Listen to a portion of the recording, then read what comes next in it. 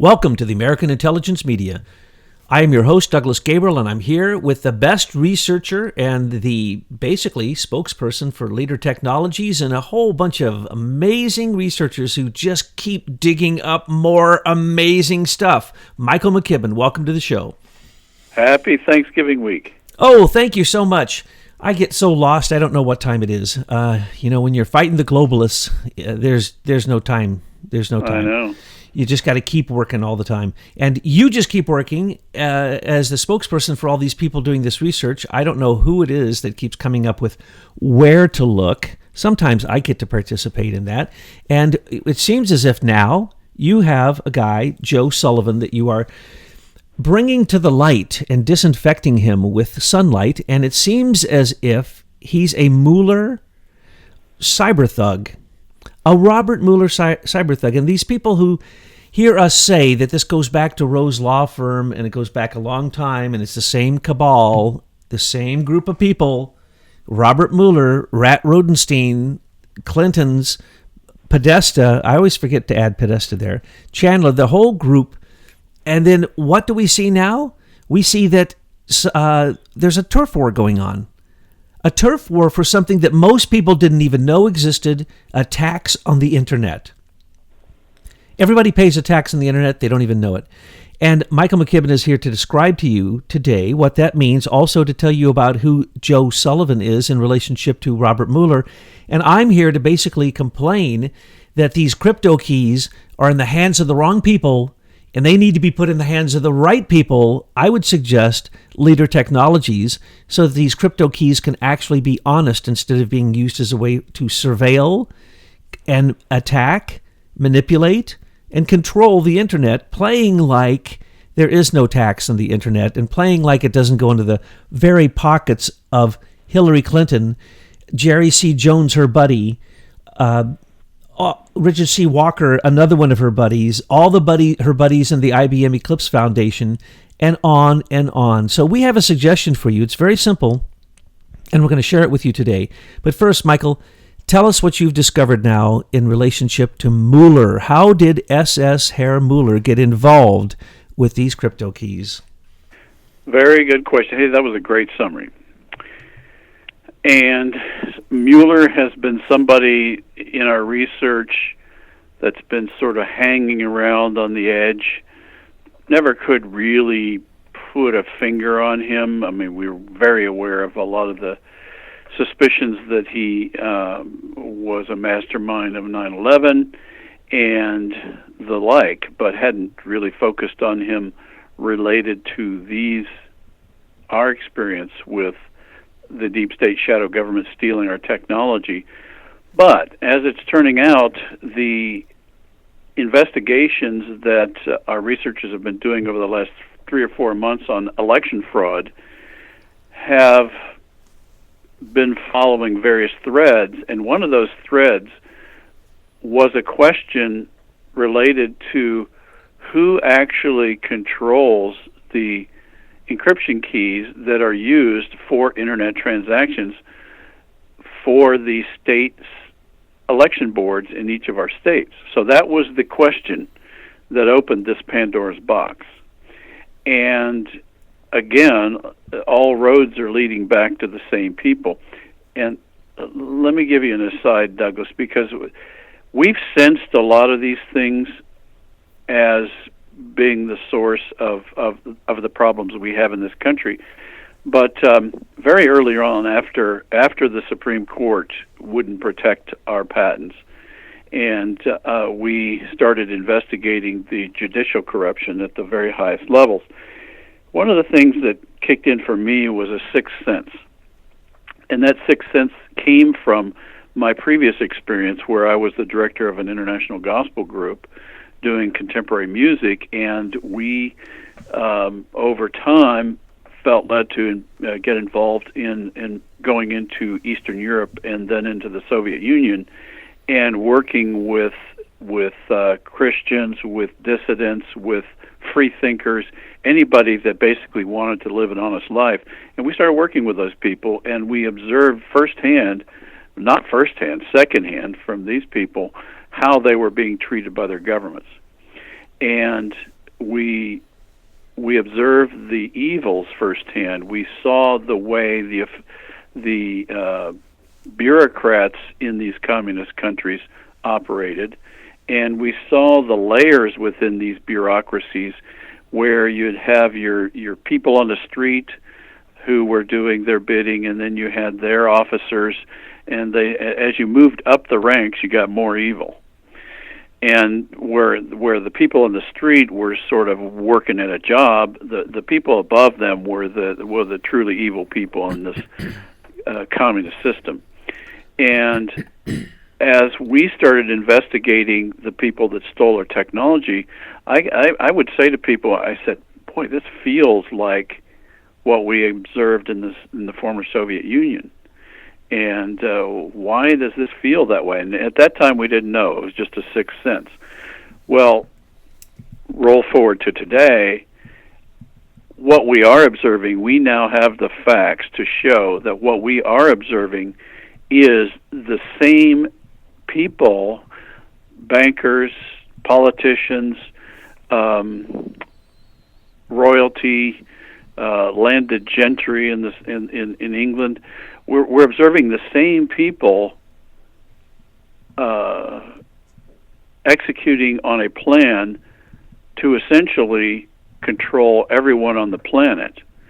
Whereas at the time when they took over the Soviet Union, obviously they were focused on the Soviet Union, then they expanded that to Eastern Europe, and then there was a lot of political movements all over the planet to try to instill communism all around the world. And now we're seeing the same type of MO, modus operandi, now with our deep state shadow government and their attempt to take down our president and take down our constitutional republic. So it's just mind-boggling to me that I would be sitting in America, a country that's always been respected for its freedom and openness, getting taken down by the same group of people that formerly took down Eastern Europe and the Soviet Union. It just blows my mind. And it underscores the fact that when we look at the George Soros regime changes that have happened in 14 nations, it's always through social media. It's right. Always through the internet. And so I suggest to people that what we're talking about is no longer just globalism, because look at the way the Chinese have come into this country. In Dragonfly, their social credit system is moving in. It's like a Soviet bloc. We are right. going to be like just another satellite Soviet bloc country, but under China. Because really, when you're talking about globalism, you're talking about totalitarianism. You're talking about what we see out of Silicon Valley, monopolies controlling the largest corporations in America that don't even pay taxes in America. Well, can I interject something there? In that story of what happened in the Soviet Union, one of the things that's very clear from history is that these people who worked to take down Tsarist Russia and install this godless communism also exhibited a total disregard for human beings and human rights. And what we saw in the Soviet Union was they mass killed over 40 million of their own people. Over 40 million. Now, how many people in this country go through our history lessons and even know that? The fact that we don't know that as a people is very telling that somebody is keeping that sort of information away from us. And the reason I bring that up is what we are now seeing between these crazy fires in California and GMO poisoning and the various sorts of pharmaceutical poisoning that we're experiencing in this country. Is indicating that these people really don't care about human beings, and that's where we, as enlightened citizens, need to realize these people are not like us, and we can't impute our values on them. We got to realize they're into taking down humanity. That's very clear to me right now with all this evidence that's coming forward. Oh, absolutely. And what you say about history and the pogroms of Russia, 20 million in one sweep. 20 million people killed in one sweep of the hand in Russia. 40 million, as you say, killed overall. This is the culling of the herd. They couldn't feed them, so they killed them. Right. This is eugenics. Yeah, they cordoned off the entire border of the Ukraine and let the people die in probably the most fertile area of the world in southern Ukraine. And what's shocking now is those things used to happen isolated, just as you pointed out. Who knows the history? When you hear the real history, most people have to sit back and go, what are you talking about? No one has ever told me that. Then when you show them the proofs, it takes them a while to readjust their entire worldview, because what is real history is not known. Now, what is going on right now? This is corporate imperialism. And it's turned the New World Order, which was literally a clash of nations over oil when it was George Bush Sr., who declared the New World Order at the United Nations and said that there's no avoiding it. They will take over. Well, they didn't take over. They almost took over. Right before we attacked Iraq. Exactly. It was about oil. And in the early days, it was all about oil. And Bush, Cheney, Carlyle Group, Zapata oil, I could go on and on and on. This is about now the digital world. This is about commanding the digital world. It's not the New World Order anymore. It's the new digital world order. And they thought they had it all sewed up with the United Nations till Trump came along and defunded 50% of the United Nations already and is basically going to defund all of it. So what we're talking about is there is a one world order. It's called the Internet. And unfortunately, it got weaponized when they stole the ability to make it social networking scalable through stealing leader technologies, patents, invention. They stole our technology way before it was a patent. And that's what I'd like to clear up that confusion, because a lot of people hear patents and they think, well, that was way out in 2006 if they look up the records. But the fact is, this theft occurred starting in 2000, while we were still early in our engineering days. So the trade secrets were stolen and weaponized well before we ever were issued a patent. And why we were issued a patent, I don't know, because they control the patent office, but that's the way it is. Yeah. What's his name? David Kapos? David J. Kapos. He was there to make sure that what they stole from Leader Technologies didn't get patented. As a matter of fact, the story is so complicated, but in the end... We did get patents, and I have a patent with his signature on it, and that is the patent that we sued Facebook on. But that was way out in 2008. What we didn't know then was they had already stolen that invention well back in the trade secrets days, when our engineering ink wasn't even dry on our drawings. And so they stole trade secrets. We proved that they infringed our patent, but they had started that process well before we ever had a patent. I don't know if that helps clarify it. Yes, it does. And then also to clarify that Serco runs the pre-analysis for patents. So when you turn in a patent in America, it goes straight to Britain. And Serco started working. Serco started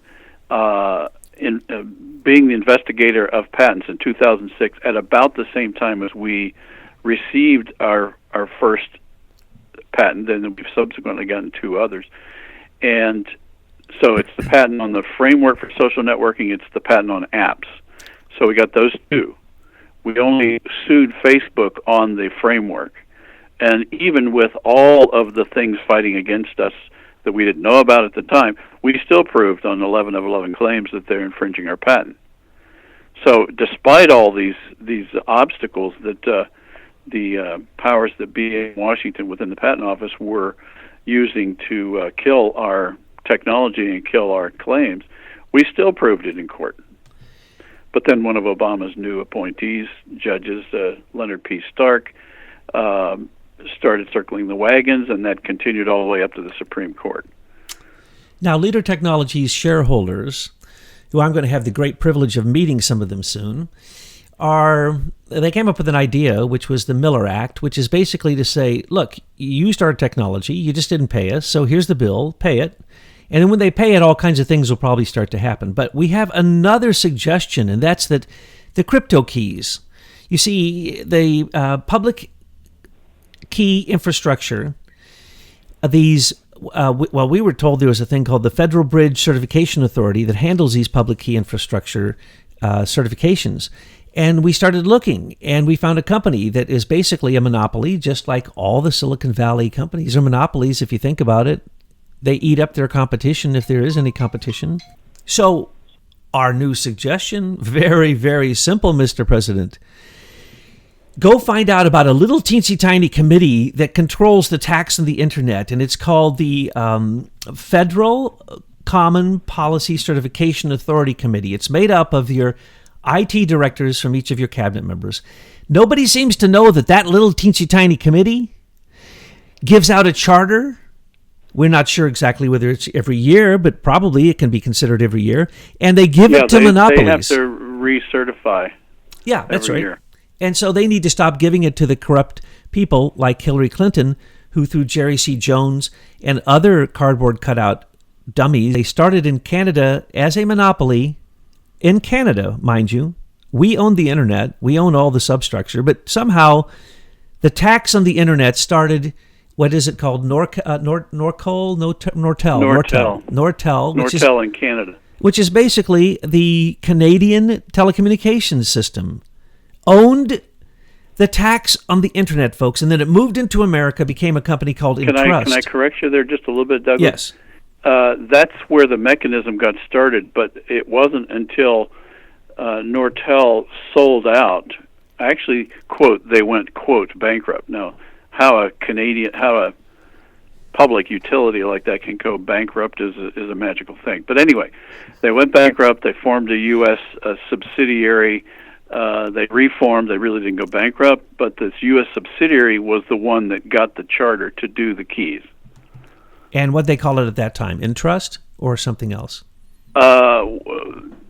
It became, one of the key charter members was Entrust, yes.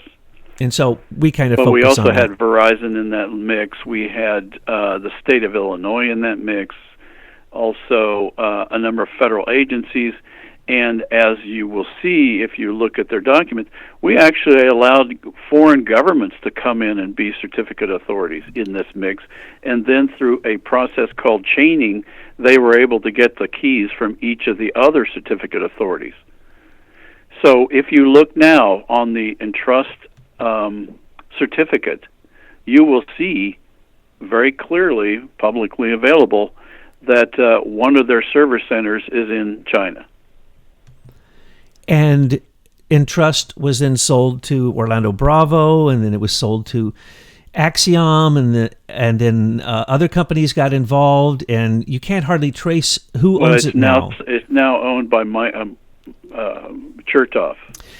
Which was the most amazing new development, that Chertoff, the head of Homeland Security, which I like to call the SS, because it is in charge of all of the other lower agencies, and he just magically ends up getting these contracts for things that are insider trading contracts, and basically it sounds to me like he had to muscle his way in a turf war to get these keys, because I was told from the beginning, and that's the reason that I personally started looking into it, the Federal Bridge Certification Authority is where people like Dick Cheney go to retire, but you'll never find their name there, but they own these keys, and and then they give out these authorities, and I'm going, what does that mean? Well, we haven't found Cheney, but we found every other crooked person that's part of the cabal as part of this. What we discovered, and this relates to the discussion on the Richard C. Walker patents with Hewlett-Packard and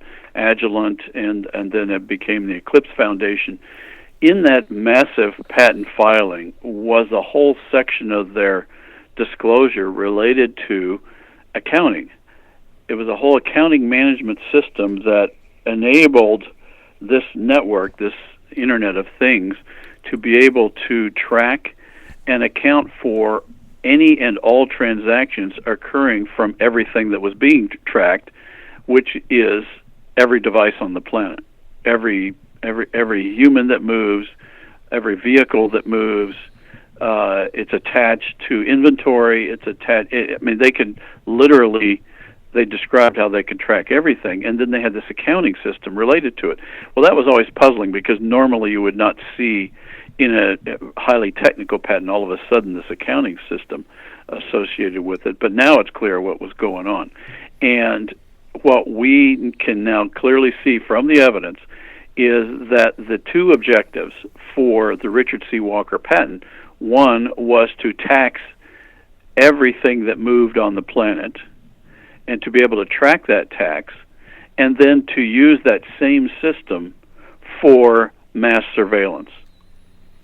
And in order to use a single system for mass surveillance, what they had to do was give this system an ability to cut through any kind of security and privacy settings on anything, on your computers, on your phones, on your devices, on your smart meters, everything. They had to be able to cut through that right to the unit so they could pick up the information about how that unit was being used so they could tax it. So this magical effort was, we call it tax and surveil. That's what we've come to call it. And so when you think about that from a historical perspective, with any totalitarian system, what are their two objectives? One is to milk and tax their people to fund the elite of that particular system. And then another thing is to control the people that you're taxing so that you can stay ahead of them and maintain power. And that's what we're seeing here in the internet world. We're seeing the age-old 7 deadly sins now being foisted upon us through, quote, the Internet of Things. And what's now also clear to me, and our people just wrote an article that was posted several days ago, and what I now see is that the gift I brought to them by the end of 1999, 2000 timeframe was we had figured out how to overcome what's called the data silo problem. Are you familiar with that term? Only through you. Okay. The data silo problem for them is data silos means every company has their own system, and they describe each of those database systems as a silo, and each company has historically built their own system for keeping their data. And that's fine for that company, but if you want to exchange data across two different systems, there's always an issue with having the two, quote, data silos communicating with each other back and forth. And so over the years, companies have developed, most of the time, if you have an alliance with another company, you build a set of connectors between the two data silos, and then you work well between those companies. But you can't then take that data and share it with a third or fourth or fifth. And of course, the government has no ability to get into that silo if we're using a constitutional system. So what these guys did is they took our idea for social networking that basically is a layer of communication that sits on top of all these systems, and they said, hey, well, this will work well for us because we can have McKibben's system keep all the keys, all the digital keys, for all of these data silos, and then all of a sudden we can tap into all the data silos anywhere on the planet, and if we make sure that we can cut through all the encryption that each one of these systems inevitably has, then we can get access to everything. And that's what they're implementing right now. And it's just a beautiful system. It's such a nice Soviet, totalitarian, communist, dictatorial system where we get to see now the battle on the turf between Hillary with her keys and Mueller trying to use his cyber thug, Joe Sullivan, to get his part of the keys, and so they can get that tax and they can surveil and they can also attack and manipulate. The tax is the key to their retirement, because with that it's just silently charged and chunks away, and it's collected and then distributed to their cronies. That's what's going on here. And then they use all that data in addition to be able to suppress the people that they're exploiting and make sure they never, and use this system including for media control to make sure that the masses, that the deplorables that they're tracking, never figure out their scheme. Oh, this is just good capitalistic corporate imperialism. And, Yep. and Hillary is just so probably mad at Mueller, but she had to pay Mueller off for covering her rear for not looking into the Russian collusion with her and Podesta, which is, mind-bogglingly thick. So what we see here is that when Richard C. Walker, one of Hillary's stooges, or a stooge certainly for the IBM Eclipse Foundation, and Right, from HP and Agilent. And then we get to see Jerry C. Jones, another one of her stooges. That he's from a 20-year-long relationship at Rose Law Firm, where they stole lots and lots and lots So of you're patents. getting better. You're getting better, Douglas. It's 19 years. I like to add that last one. You've got 18, and now it's 20. I now know. It's 19. I'm getting up there. I'm going to get close soon. 19 years. But, they're going to have their 20-year anniversary real soon here, and it's going to be a special party, I know. Because Jerry C. Jones, who's basically done nothing, he's just a pathetic lawyer, controlled Axiom, controlled in trust. Basically, we don't even know how much money this is. I don't even know how to calculate that large amount of money. But when we say the Internet of Things, remember, this is Richard C. Walker's Internet of Things, and you are one of those things. You are one of those things. You mean every hearer? Every listener to this, and your dog and cat. You will be aggressively remote controlled as soon as the chips get put in you, as soon as the wetware gets implanted in you, or when 5G bathes you in an ocean of millimeter waves that then they can send any frequencies through them they want. They can literally send pictures straight to your brain once you're immersed in a 5G continuum. We are entering into an age when they don't care about you. You're not a human. Humans don't matter. In China, they determine how many children you can have, and if you have one more than you're supposed to, you have to take them out, put them in the woods, and let them die. That's the thing that the average moral person in this country does not get, and they need to get it before it's too late. That these people don't care. We cannot apply our... Most people say, they would never do that. Oh, no, nobody would ever do that, hurt other people like that. Well, we have seen this character. We have seen this animal of a person hijack countries in the past, and like I just described, killed over 40 million of their citizens in the former Soviet Union. Why do we now think they wouldn't try that with all the things you've just been describing? The fact is they are trying it. Well, in China, we've still got some time before this is complete. But once this digital network gets put in place, I mean, right now there is a kill switch on the internet, and it's not controlled by the U.S.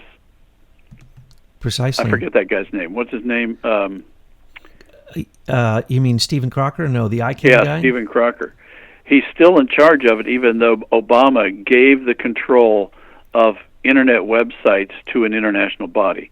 That is the kill switch. They could kill the entire e-commerce infrastructure of this country by turning it off. Well, that's how close we are, and we cannot allow that. You can't allow a single body to have control of something so critical to our economic and social infrastructure. Absolutely. This is a national security issue. And to go back to what you were just saying, in China, the Uyghur people, they took 1 million of them to experiment on. They killed 750,000 of them in their experiment. And then they say that what they were doing was, it was a vocational training program. They call them re-education centers, but they now are calling it vocational training. And so in your vocational training in China, 3/4 of you may die. That was the first experiment. 1 million people, 3/4 of them died. Don't believe me, the United Nations is bringing charges against them as we speak, as well as any other country that has any morality. And that was just one tiny experiment in their social credit system, what they call the dragonfly. They are killing people as we speak. We have verified with source documents everything you just said.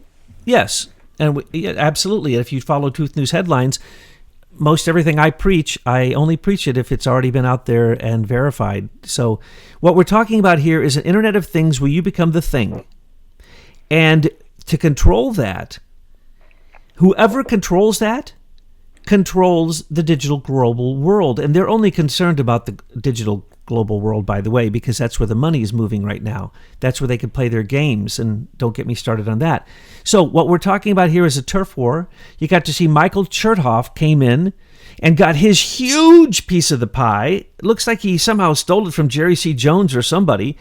And then I think they cut him in on the action. I think this is typical mob turf war, and Michael knew too much, so they had to cut him in on the action.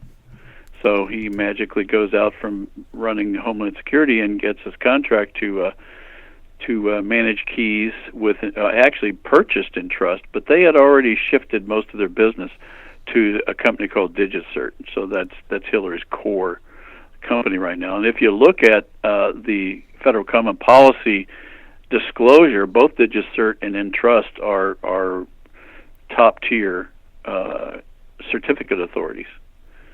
So they're running the game. And so they only have a few people really in the game with them, but there are a number of companies who become, I'm not sure whether you call them subsidiaries, but they, in America at first, they worked under Entrust. And then so they were the people who were granted this charter from the federal government. Instead of the federal government handling their own crypto keys, no, they give it to companies that are international, multinational. Private companies. Private globalist companies, okay? Right. And what happens here? We just have to stop that. That's all there is to it. It's just like, don't give your ICANN number assignment and keeping control of ICANN to other countries when we're the ones who built the substructure. And if we don't really like what China's doing, cut them off until we have 5G being blasted from space. And I just saw the very sad report yesterday that Elon Musk has been given now permission to do the rest of his 11,000 5G satellites that he's launching into space. 11,000 of them. Thank you very much, Senior Executive Service. And the Aerospace Company, which is a private company that's essentially running the Department of Defense right now. Precisely. Peopled with former SES and current SES members. And those senior executive service members make sure that the money only goes in the current streams of the flow of cash, which means to Lockheed, to BAE, to Boeing. And when you look closely, you're going to find the Queen owns the golden shares in Lockheed. You're going to find the Queen owns the golden shares in BAE. You're going to find the Queen owns many of these golden shares. And so in the old world, the Queen showed Hillary how to own the mines like Rio Tinto and the resources and substances, and then how to fight for the oil, and there's always a big fight for the oil. But then she showed how to get into the financial systems and the service systems, and that's the reason Serco has more contracts in America than anybody.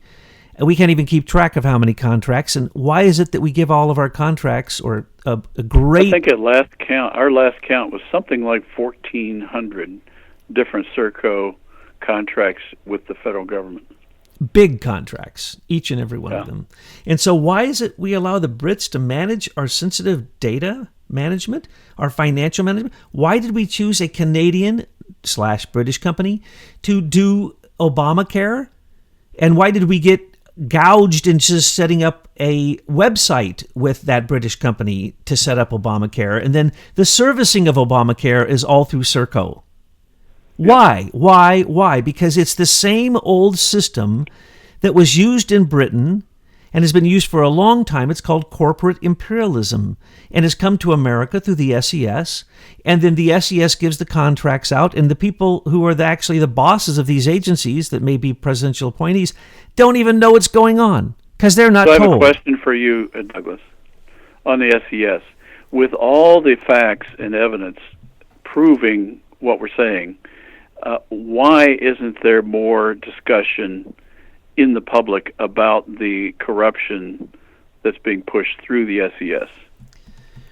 Well, when Betsy put out the SES Awareness Month, and with yourself as a spokesperson and all your researchers and our researchers in the conclave and her team, and we pointed out exactly the who evidence SES... is overwhelming. There's no way that if you're an honest person, you can say that this isn't the core of what's called the deep state. You can look it up in friggin' Wikipedia, for God's sake. Hallelujah. And I want everyone to do that, please. I don't mean that sarcastically. I mean, do the slightest bit of research. And if you can't see that the SES is the deep state, the shadow government as we call it, then read a little further. Do the slightest bit of homework, folks. Listen to one of our broadcasts. Look at one of our intelligence reports, and you will see that this 10,000 group of people is basically just like, well, they followed upon the exact model of the Jesuits and the 10,000 Jesuits, who actually in America, there's 10,000 Jesuits as we speak. And it's an old system. It goes back as the oldest institution in the world to the Vatican, 2,000-year-old system. And this system is simply to keep everything going in the bureaucratic status quo. Make sure nothing changes. Make sure nobody else gets the money except the people who are approved. And make sure nobody knows who those people are, and make sure that they're removed in dummy companies and asset management companies, so removed that you can't even tell who they are. And that's what we see. So what we're seeing with these crypto keys, same thing. When it became evident that this was a huge source of income, control, taxing, surveillance, targeting, manipulation, and it's the number one way to actually use the internet as a weapon is through these keys. It's used, as you pointed out, in the elections to steal our elections from us. I'm sure it's used, for instance, high-frequency traders on the stock market. They still use the internet. They still have to have crypto keys. So the fact that they control the stock market, so what? The crypto keys are controlled by Hillary and her gang, Mueller, Sullivan, Chertoff, Jones, and the rest of the group, which we can't even name, because some of these small little companies that own the rights to hand out these private and public infrastructure crypto keys, we don't even know who they are. But I would assume that they are the same people who are ripping off America in all the rest of the normal ways. So you can guarantee that Rod Rosenstein, Andrew McCabe, that Hillary, that Jonathan Weiner, that Victoria Nuland, that John Kerry, it's the same old gang. John Podesta, Tony Podesta, they have their piece of this pie. I will put a nickel on that, and I'm not a betting man, but I'm going to bet that nickel, because I was told from the beginning that if you look to where the richest, most corrupt people go to retire, it's the Federal Bridge Certification Authority. And now we know it's not federal, it's not a bridge, nothing's certified, and they are not an authority. But what they are is they hold the crypto keys, and they use them to their advantage. And it's a turf war out there. And when Mueller did this great favor for Hillary to not investigate her, even when Trump has put out, how many dozens of basically demands, and when he puts out a public demand, then Robert Mueller is actually obliged as his employee to investigate who he says to investigate. Same thing with Rod Rosenstein, same thing with Jeff Sessions. That's the reason Sessions had to go, and there never was a plan with Sessions. And the DOJ has been 100% compromised, as well as the FBI and the CIA, and especially their counterintelligence divisions. So what we're seeing here... The DOJ is funding the SES. Exactly. The DOJ 500 actually make all the salary decisions for the 10,000-member SES. And I bet you, something tells me, a little bird in my ear says, I bet you not only that they have offshore accounts, each and every one of those 500 members of the Department of Justice, and they make more than any civil servant, even after a civil servant works for 30 years. Every one of those SES members makes more than a full-termed, fully experienced civil servant the moment they start. Plus, they get these amazing awards, as we've talked about. So this isn't SES Awareness Month or Serco Awareness Month or Crown Agents Awareness Month or Chemtrailing Awareness Month. This is almost like we are waking up to these crypto keys, finding out that they are at the heart of all of this. They're at the heart, really, of stealing Leader Technologies' insight. Now, you told me earlier in a conversation that there was one time that you had a conversation with somebody about the internet tax. Yes. Yeah, this memory just came out of nowhere. In fact, I think I woke up thinking about it.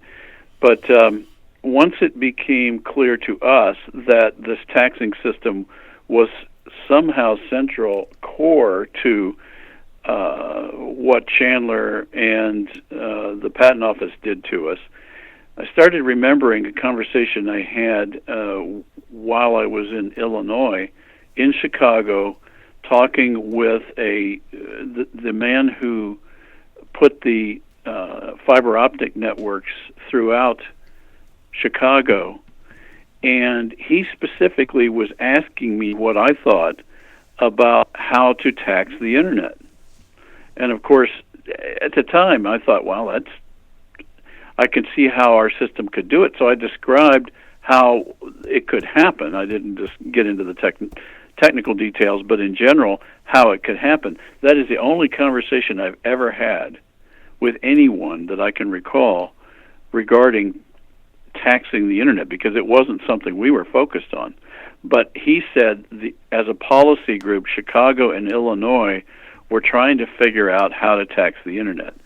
Well, that has come rushing back now into my memory, and now I realize that was exactly the same time when they were shifting. According to the latest documents on the PKI federal website, they described the end of 1999 as the time when they shifted how they were going to do the PKI keys, and then by 2004, they had it fully implemented. Well, that's magical because February 2004 is when IBM sponsored EclipseCon 2004 and when Facebook went live.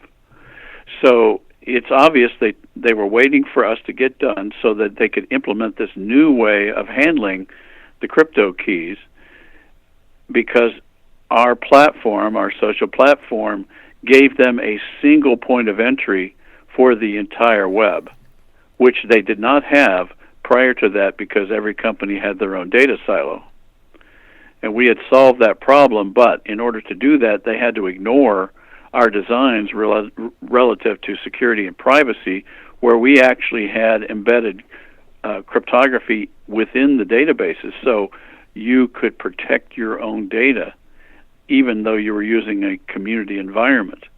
But they took all that out because then they wouldn't be able to tap into all that data. So that was why they had to steal our technology, because they knew that we were going to have a secure system and they didn't want to compete with it. And so they had to kill us. Is that what you call the private and public key? The distinction that you make between the private keys that you have, right, crypto keys, and the public crypto keys. And so your private crypto keys would have kept people private. Well, it would have been more than one private key. In other words, you could encrypt anything you wanted within your workspace. Not just one, but any number of them. So you had control of your data. You can encrypt it any way you wanted. But if that had been implemented, these guys could not have one key to tap into a person's individual accounts, because they would also be encrypted. So their idea of a global network where they could tap into anywhere on the planet while sitting at their pajamas eating Cheerios would not work. That's what they wanted. And so they had to make sure that we died and were not a competition to this way of doing it, to their way of doing it. Well, I take that remark personally, sitting in my pajamas eating Cheerios. As you full well know, having been to the studios, getting me out of my pajamas is tough. Yes, that vision's horribly running through my mind right now. I know the things you've seen, but, we're in a war. This isn't, what it is, as you said, it's the Chicago mob. And remember that Hillary Clinton was a patent infringement lawyer. That means she was a person who stole patents. Patent infringement. That's what it's all about now. You put in a patent now, some big company's going to say, you've infringed on our patent, and we're going to take your patent. Not only that, we're going to go after you personally if you even flinch. And they literally kill people over patents, and industrial espionage is one of the most powerful things, and certainly one of the most lucrative things. Right now, we know that the theft of leader technologies, many, many different things that they stole, basically, the value of that now is over $14 trillion. So we're talking about an industry where the money, they knew from the beginning that this was where the mob needed to get in. This was better than betting on football in Las Vegas. This was where the money was going to flow, and so they got in early. Now, I want to ask you a question. Not only can President Trump simply sign the Miller Act, send you a check, Leader Technologies and your shareholders, but he could tell that little group, the Federal Common Policy Certification Authority Committee, to simply give the charter to Leader Technologies. Could you, Michael McKibben, and your group handle that? Could you switch over all of the crypto keys and you handle what has become basically a turf war of people who are ripping off everyone with attacks on the internet? Could your company, Leader Technologies, do that? Wow. It is engineering, so I got to believe it's possible. But I need to know a lot more to know the best way to attack it. Because I think some of the things that they've done are so corrupt they have to be recast. And others probably can be used. So I think it's a little early to decide how best to do it. But in theory, yeah. In theory, yes. But I don't know how big this breadbasket is yet. I see. Now, you had the ability to do this encryption to begin with. They stole that. So, in fact, this is another patent infringement upon you, or at least trade secret infringement. Well, no, encryption's been around forever. So the idea of doing encryption is not ours, no. No, but I mean, using using encryption within our social media network or design, that part was patented, yes. Plus, you used random number generators, which aren't rigged. So that would be the way to do it. Okay. So, but even if it is rigged, if you start encrypting various things within your particular data silo or workspace, and you do that over and over and over again, the law of I forget what mathematical law that is, but basically the more complications you introduce into their ability to tap through it all, eventually they're not going to be able to do much of anything because it's going to be too complex. Okay, so here's the idea. The encryption keys that are being used now, they must have to turn in something to the committee that gives them the charter. So whatever they turn in and whatever the patents are and whatever their IP is concerning them, we need to subsume. We need to take it because we were never really told that we were being taxed. We were never really told the truth about this ripoff, and we were never certainly told the truth about the surveillance. So my point is, I believe there's two ways that Trump can actually move the entire Silicon Valley, basically a coup d'etat. He needs to do a coup d'etat on the Silicon Valley, and he needs to have experts like yourself and your company come in and take over, clean up, go back, and as you say, use some and get rid of some, and basically restructure it so that it goes back to the way that it was originally designed with Leader Technologies, which was free and secure. And I believe that he can simply do that by rechartering the crypto keys, the certificate, the public key infrastructure. In principle, that's what has to happen. What it appears right now is that those chief information officers in the various agencies appear to be all SES insiders, the stay-behind network. And so, as a group, they probably are clueless what is actually going on at the engineering level. That would be my guess.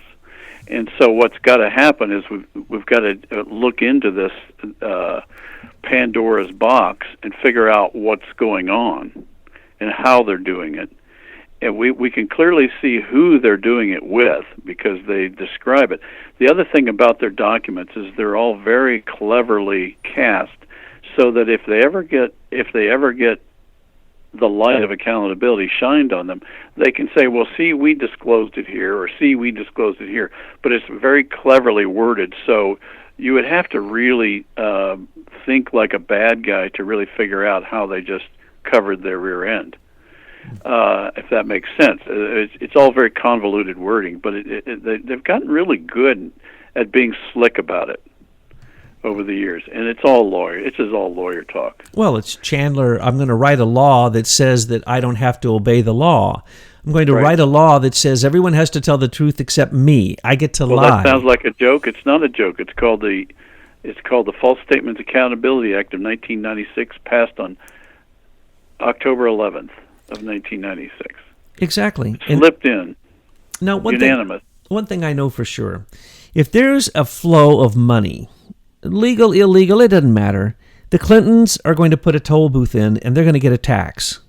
And then they're going to take 98% of it for their little nuclear family of three, Bill, Hillary, and Chelsea. And the rest of the people get the 2%. And this is a fact. Just look into it, folks.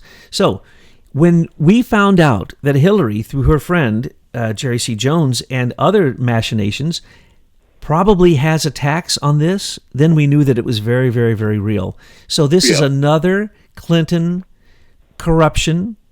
It's the corruptocrats in D.C. doing their standard operating procedure. Wherever there's a flow of money, the big dogs get to go and they get to collect the tax. And then they have their cyber thugs and their supposed law enforcement thugs, who are really law unenforcement thugs, which would be Mueller, Comey, McCabe, the whole gang. It's the same old people. And so what we need to do is stop that group of, I've now moved it up to 48 people. I used to say 36. I'm sorry, I have to add another 12. And that doesn't count the Privy Council. Okay, I'm only talking about Americans who need to be put in jail for treason and sedition. And there's about 48 of them. And their crimes are so thick that you could take any one of their many, if not tens of thousands of crimes, and just prosecute one, and they'd go to jail for the rest of their old lives. Yeah, if you actually count the number of ethical violations that any of these people that we have been able to investigate, you're talking about the worst ethical crimes you could possibly commit and get away with. So if you actually paid attention to the Constitution here, you're right. All these people would be in jail, or maybe worse. I'm so sad that they're not, and I do believe we're headed towards the time when certainly the light of day is disinfecting a lot of their grotesque evil as they lie on the swampy shores there in Washington, D.C. But what we're going to see now, I hope, is a big cleanup. And that cleanup can start with the very core. If we get these crypto keys under control, then we actually have control of the internet. Bring ICANN back to this country, give it to honest people like Leader Technologies, and let them clean it up, because the surveillance backdoors, the mechanical engines riding on microchips, all of that garbage, it all has to be removed. And then we have to realize who our enemies are, and that would be China. And anything to do with China, we can't allow them to have anything to do with anything American that's digital, because notice where Hillary's going. Shanghai. That's where Entrust went. Look what happened in December of 2004 when IBM took its most profitable division, the PC group, and sold it to Lenovo in China. There you know something's going on. Precisely. And that was an early establishment of this embedded spy architecture that you're talking about. But if I could return to Joe for a minute, Joe Sullivan, and give an example, because he's probably the most classical soy boy cutout that I have seen in all the ones that our team has been investigating, because he's so clearly a plant. I mean, his mother was a CIA agent, and she actually went to study in Leningrad for 2 years, and then became a CIA agent for 3 years. And then he went to the University of Miami Law School, and then immediately was hired into 3 different Department of Justice offices: Miami, San Francisco, and Nevada, and where he did a total of 31 litigations, which is not very many litigations for a U.S. attorney or an assistant U.S. attorney, which he was. And then he immediately went, in the phase 2 of his career, he immediately went and became a chief officer at eBay, Skype, PayPal. I'm just going to read you down the list in sequential order. After he was at eBay, he bought two $5 million properties in Palo Alto. How do you get that much money on a assistant U.S. attorney's salary? Then he went to Facebook for 7 years. Then Risk IQ, then U.S. Cyber Alliance, and then Blue Kava with Mark Cuban, and then Airbnb, and then Gurusul, and then Uber, and then he was appointed to Obama's Cyber Security Council in 2016. And at Uber, he lost 57 million customer and driver records, and then was fired from there, and it was hired by Cloudflare earlier this year in May of 2018. And magically, Cloudflare has the digital key contracts in a number of states, but most notably Florida. I should say that the Cloudflare has the digital key contract for the boards of elections in Ohio and Florida and other states.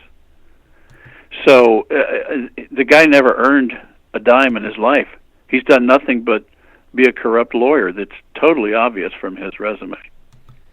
And he knows little about anything digital, and he simply goes to meetings. Well, where do you have time? I mean, he was so busy chasing, I'm sure, doing the work of his seniors while he was at the DOJ, but then magically, after a decade, he just goes right at the top of all these major companies in Silicon Valley, one right after another. Boom, boom, boom, boom, boom.